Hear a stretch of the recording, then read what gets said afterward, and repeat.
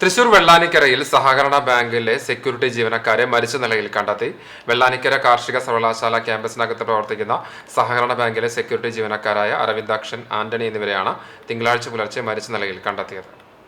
വെള്ളാനിക്കര കാർഷിക സർവകലാശാല ക്യാമ്പസിനകത്ത് പ്രവർത്തിക്കുന്ന വെള്ളാനിക്കര സഹകരണ ബാങ്കിലെ സെക്യൂരിറ്റി ജീവനക്കാരായ വെള്ളാനിക്കര സ്വദേശികളായ അരവിന്ദാക്ഷൻ, ആന്റണി എന്നിവരെയാണ് തിങ്കളാഴ്ച പുലർച്ചെ മരിച്ച നിലയിൽ കാണപ്പെട്ടത്. ബാങ്കിന്റെ ശാഖയ്ക്ക് സമീപത്തായാണ് ഇരുവരുടെയും മൃതദേഹങ്ങൾ കണ്ടെത്തിയത്.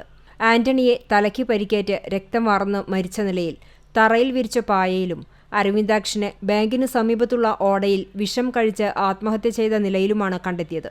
ഇരുവരും വെള്ളാനിക്കര സർവീസ് സഹകരണ ബാങ്കിന്റെ സെക്യൂരിറ്റി ജീവനക്കാരാണ്. ഇരുവരും തമ്മിൽ ഉണ്ടായ സംഘർഷത്തിനിടെ ആന്റണിയെ കൊലപ്പെടുത്തിയ ശേഷം അരവിന്ദാക്ഷൻ ആത്മഹത്യ ചെയ്തതാകാം എന്നാണ് പോലീസിന്റെ പ്രാഥമിക നിഗമനം. ഇരുവരും തമ്മിൽ സംഘർഷമുണ്ടാകുന്നതിനുള്ള കാരണം വ്യക്തമല്ല. ഒല്ലൂർ ACP, മണ്ണുത്തി ഇൻസ്പെക്ടർ ഉൾപ്പെടെ വൻ പോലീസ് സംഘം സ്ഥലത്തെത്തിയിരുന്നു.